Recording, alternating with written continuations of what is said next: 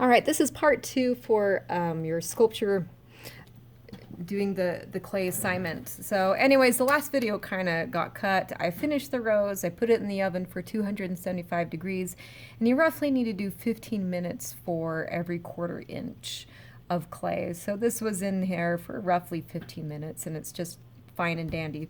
So the next part is you're going to be painting these, and we've been talking about base colors, shadow colors, and highlight colors.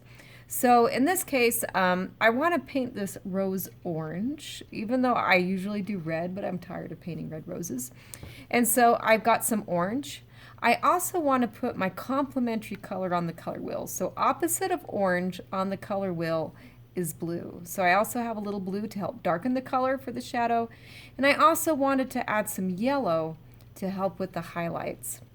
So for example, first thing I'm going to do is put on my base color. So I got my orange, and I'm going to go ahead, paint the base color. And we're using like ridiculous cheap acrylic paints for this, and it still works for ridiculous cheap acrylic paints. So anyways, putting in my base color.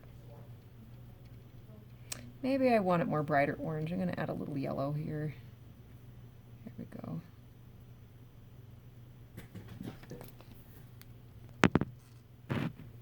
Okay, I got it all painted orange. I got my base color. I want to think about what my shadow color is. So what I'm going to do is take a little bit of orange and just a little bit, not a lot, just a smidgen a bit of blue. And what should happen is the orange should start to darken. Now I added way too much blue, but you can see how much darker that made the orange. You don't want to add white and black when you're mixing colors. What it does is it really, it kills the vibrancy is what happens. You always want to lighten and darken color using color.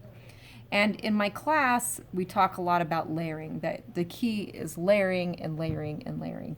And so I want to think about where would I see those shadow colors, like crevices, you know, like here by the sepals of the petals, you know, it might get a little darker.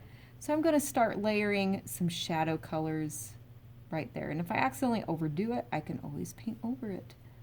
Awesome. So I'm starting to push that shadow color.